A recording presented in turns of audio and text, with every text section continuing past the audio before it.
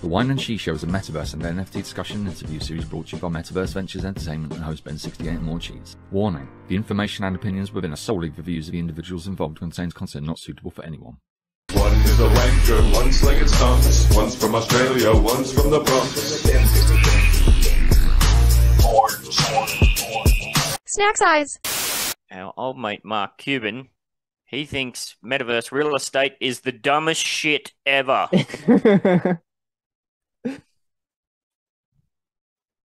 Why, Mark? Why would you say that? So he's pretty well tied up in the NFT crypto space. He's all over the place. And I believe, is he one of the people on the US equivalent of Shark Tank? Or he was, or something? Yeah, he is. He's on there. Yeah, we got different people in Australia, obviously, and I assume other people have around the world. So He Mark also Cuban owns, is telling... like a baseball team or something? I was just saying, basketball. Or basketball team, right. Yeah, the Mavericks. Right. Yeah, so he's a pretty big name in the space. So for him to come out and say something like that is a little bit kicky in the facey. But he's telling people... Also very potentially just a skew of his words, you know, for the article. Could be too, yep. Or he could be pulling an Elon Musk and putting something out there to pump his bags. You would never know. Yeah. Drop the price. So yes, so apparently he's not real keen on the old Metaverse real estate. So he said in quotes here, the worst part is that people are buying real estate in these places. The Dallas Mavericks owner said in an interview with Altcoin Daily, referring to Metaverse platforms like the Sandbox and Decentraland. And of course, that would extend to Upland. That's just the dumbest shit ever, he said. Did I say it was dumb? That's not strong enough. Super meta, immaculately dumb.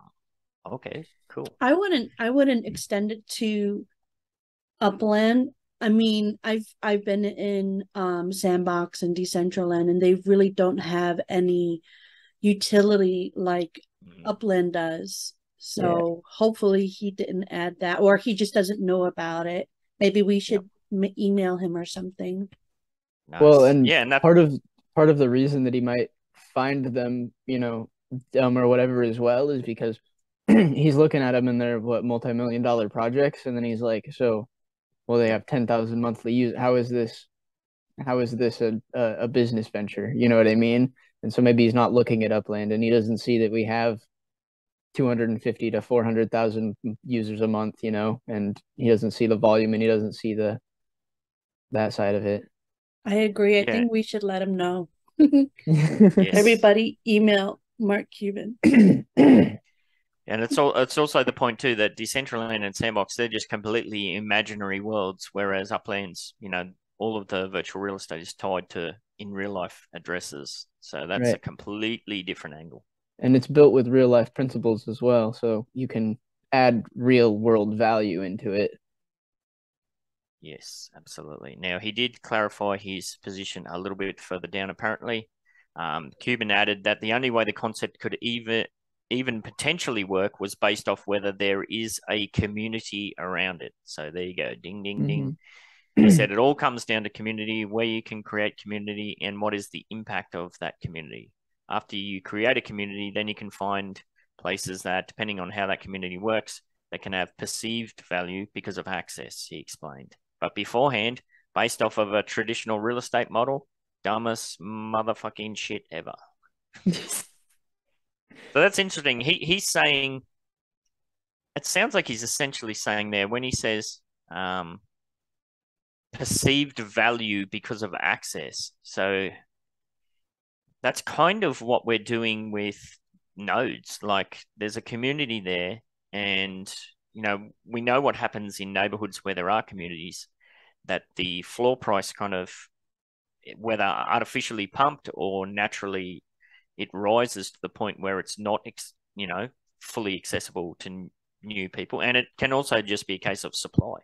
So I wouldn't compare it to a node. I think it goes back to what Max was saying about there's much more traffic in Upland than the other stuff. And anybody can really get in with a new city opening. It's not super exclusive and expensive like the other metaverses that you have to pay thousands of dollars to get land in.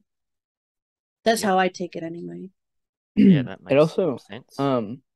One thing that I've been seeing, like, just this concept that I've kind of been seeing come up, there's like this paradigm shift going on almost around value nowadays with cryptocurrency, you know, raising all these questions in people's minds and whatever. But I feel like what Mark Cuban said almost was along the lines of something that we're starting to just see, which is even a lot of people in Bitcoin, right? Why is Bitcoin worth anything? Because people want it to be worth something, or because people deem it's worth something, right? Like, it doesn't. You can put value on anything as long as everybody can agree that there's value within that thing. You know what I mean? And like, if you know, just like if all of a sudden people decided that dollars weren't worth anything to them because they're no longer backed by anything, and you know, just all of that type of stuff, and people decided, well, I don't want that to be worth anything. I want this to be worth something, you know. Well, then that's just that's just how it is now, you know. And so I don't think that, you know, metaverse assets are any different. I think that's how value works, you know. I think we should invest in Nuka-Cola caps. Throw away all our dollars. Yeah.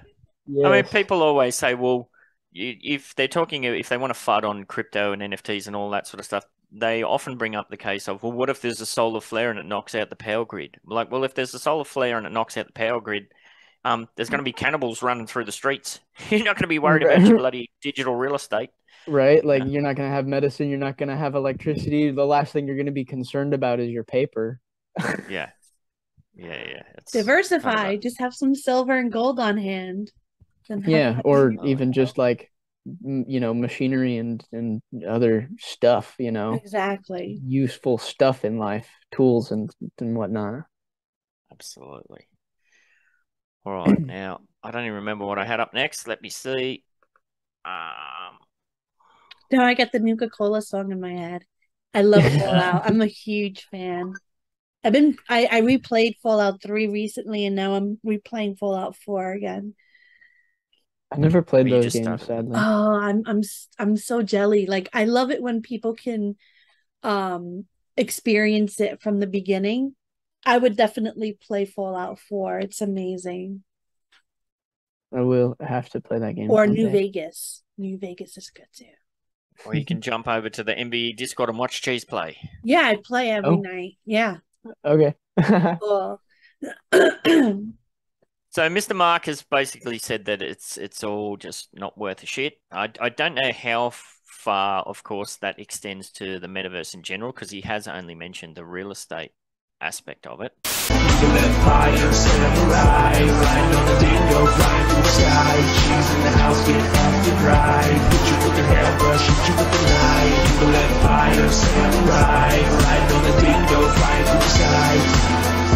Hit you with the knife, flying through the sky. Evil empire, samurai, ride on the dingo, flying through the sky. Cheese in the house, get off the drive. Hit you with the hairbrush, hit you with the knife. Evil empire, samurai, ride on the dingo, flying through the sky. Hit you with the knife, flying through the sky. Time for wine and cheese.